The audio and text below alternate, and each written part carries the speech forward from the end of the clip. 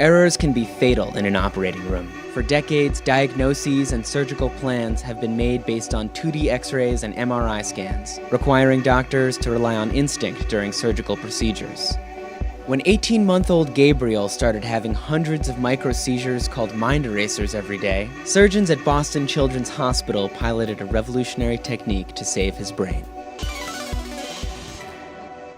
Gabriel is 18 months old, and he was born January 28th of 2013, and he had a major stroke at birth and actually almost died, and Boston Children's Hospital saved him. And about 5 months later, he developed these horrible seizures called infantile spasms. They call them mind erasers, actually, because many children who end up with these spasms forget everything that they've already learned. The scariest part about it was that we were warned that he could maybe forget us. So every day, we would go into his crib and be like, please don't let this be the day that he forgets who we are. We had talked to many people here at the hospital, and it was decided that he needed to have something called a hemispherectomy.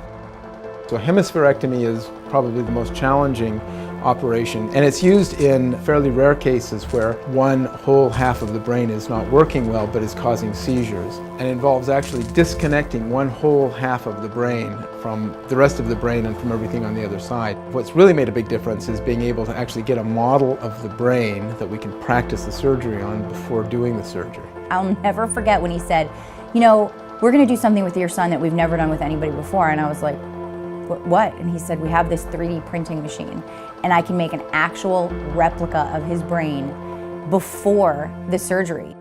3D printing has been used to make guns, dresses, cars, and prosthetics, but using new 3D technology, BCH can simulate the conditions of even the most difficult of surgeries. This technology allows them to take CT and MRI scans of a patient's brain and turn them into 3D printed models, which surgeons can practice on before going into the operating room. So I was actually able to perform this operation in its entirety on this child the night before surgery and actually show it to the parents and say, this is what we're going to be doing.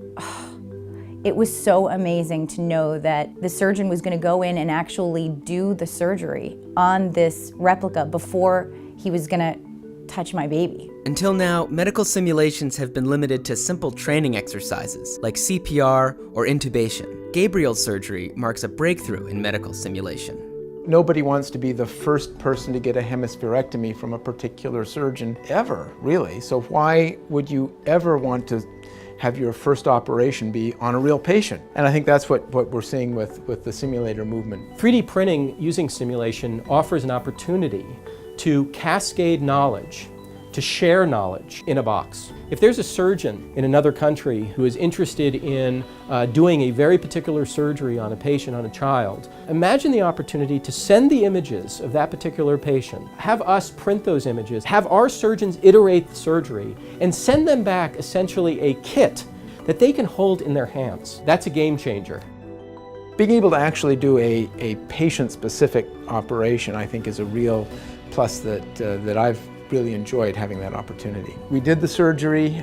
This boy has been seizure-free ever since, and his parents are just absolutely thrilled, and they're really wonderful people, all three of them. He's doing great. He's starting to hit all these milestones that he missed. He doesn't have to have these seizures take his life away. I hope every hospital in the world ends up with this kind of technology because it is such a godsend. I thank God for this place every day.